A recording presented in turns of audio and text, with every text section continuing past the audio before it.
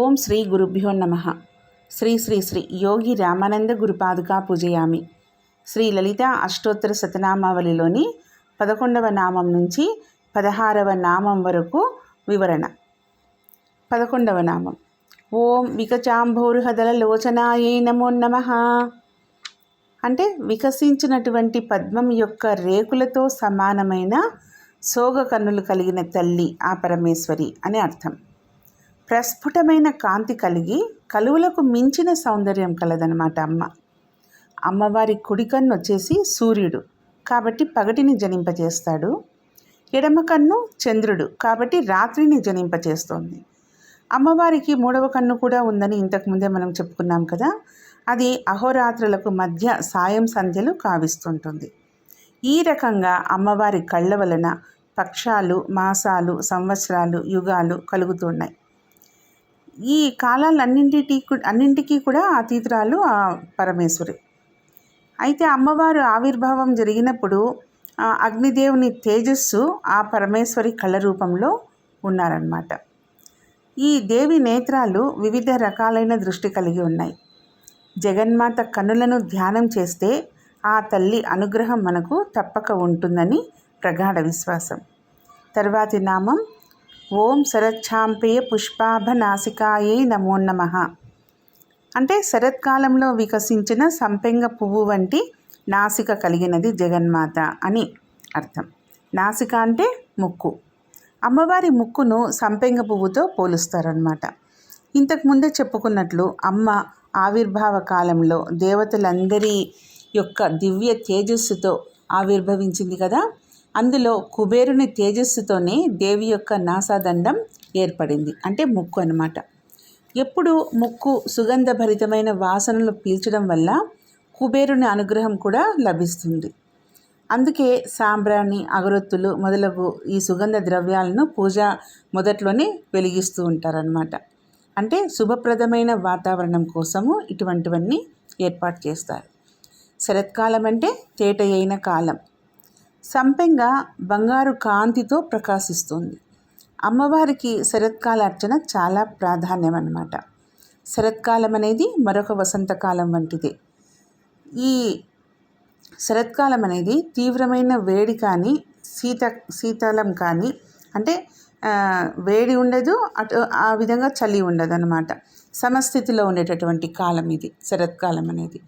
ప్రకృతి అంతా ఒక విధమైన సౌందర్యంతో, పచ్చదనంతో ప్రకాశిస్తూ ఉంటుంది.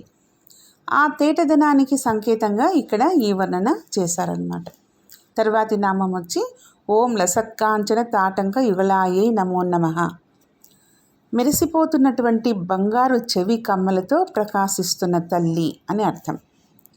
కాంచనం కాంతితో కూడిన ధాతువు, అది బంగారం. సూర్యచంద్రులే అమ్మవారి చెవి కమ్మలుగా ప్రకాశిస్తూ ఉన్నాయి. ఈ సూర్యచంద్రులే అమ్మవారికి స్తనాలుగాను, కన్నులుగాను, చెవి కమ్మలుగాను ఉన్నారు అంటోంది శృతి. సూర్యమండలము, చంద్రమండలము అను రెండు గోళాలను అమ్మ తన రెండు చెవులకు కమ్మలుగా ధరించింది. ఈ విధంగా సూర్యచంద్రులను తన కర్ణాభరణాలుగా ధరించడం అనేది ఆ పరాశక్తికే సాధ్యం, కానీ ఇతరులకు సాధ్యం కాదనమాట. తర్వాతి నామం ఓం మణిదర్పణ సంకాశ కపోలాయే నమో నమః. అంటే సానబట్టిన పచ్చల మనులతో చేసిన అద్దంలాగా భాసిస్తున్న నునుపైన నిర్మలమైన చెక్కిళ్ళు గల తల్లి అని అర్థం. మణిదర్పణం అంటే మనులతో చేసిన అద్దం. పద్మరాగ శిలాదర్శ పరిభావిక పోలభూహ్ అని లలితా సహస్రనామాల్లో ఈ నామం ఉంది, చెప్పుకున్నాం కూడా మనం. అమ్మ చెంపలు భూమిలో నుండి వచ్చే ఎర్రని పద్మరాగ శిలలు. ఒకవైపు నున్నగా ఉండి ఎదుటివైపు ఉండే ప్రతిబింబాన్ని, వాటిని ప్రతిఫలించే స్థితిలో ఉంటుందట. అటువంటి పద్మరాగ మనులలాగా అమ్మవారి కపోలాలు ఎర్రని ఎరుపు, తెల్లని అద్దం రెండూ కలిసిన రంగుల కన్నా మించి మెరిసిపోతున్నాయట అమ్మ చెక్కిళ్ళు. పైగా అమ్మ తాటంకాలు అనగా సూర్యుడు, చంద్రుడు అమ్మ యొక్క చెంపలలో కనపడుతూ ఇంకా చైతన్యవంతంగా, ప్రకాశవంతంగా మెరుస్తూ దర్శనమిస్తున్నారట. తర్వాతి నామం ఓం తాంబూలపూరిత స్మేర వదనాయే నమో నమః. అంటే తాంబూలంతో ఎర్రబడిన నోటితో నవ్వుతున్న వదనం కలిగిన తల్లి అని అర్థం. అమ్మవారు తాంబూలం వేసుకుని ఉన్నారు. తాంబూలంతో ఎర్రబడ్డ నోటితో నవ్వుతూ ఉన్నారు. ఎర్రదనం అనేది కరుణకు సంకేతం అన్నమాట. నవ్వు యొక్క తెల్లదనము స్వచ్ఛమైన ఆనందానికి సంకేతం. కారుణ్యము, ఆనందము, ప్రసన్నత, ఈ 3 భావాలు అమ్మవారి నవ్వులో కనిపిస్తూ ఉన్నాయి.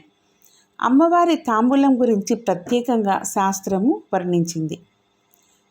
యాలకలు, లవంగాలు, పచ్చకర్పూరం, కస్తూరి, కుంకుమ పువ్వు, జాజికాయ, జాపత్రి, పోక, చలువ మిరియాలు, కాచు, సున్నం, తమలపాకులు, వీటితో చేసిందే కర్పూర వీటిక. లలితా సహస్రనామాల్లో ఉంది కదా, కర్పూర వీటిక ఆమోద సమాకర్ష దిగంతర అని. తాంబూలము అనేది రాజు దర్పానికి గుర్తు అన్నమాట. భోగానికి కూడా గుర్తే. సర్వ జగత్తుకి భోగములు ప్రసాదించే తల్లి. తాంబూలము సువాసనాప్రదం. సువాసన అంటేనే సద్గుణాలకు సంకేతం. తర్వాతి నామము ఓం సుపక్వదాడిమి బీజరదనాయే నమో నమః. ఇక్కడ అమ్మవారి పలువరుసను వర్ణించడం జరుగుతుంది. అంటే బాగా పండిన దానిమ్మ గింజల వంటి పలువరుస కలిగిన తల్లి అమ్మ జగన్మాత. అమ్మవారి పెదవి దొండపండు వలె ఎర్రగా ఉంది. ఎర్రని కాంతి తెల్లని పలువరుసతో కలిసిపోయి దానిమ్మ గింజల వలె కనబడుతూ ఉన్నాయి అని ఈ నామానికి అర్థం. తర్వాతి నామంతో మళ్ళీ కలుసుకుందాం. ఓం శ్రీ గురుభ్యో నమః. ఓం శ్రీ మాత్రే నమః.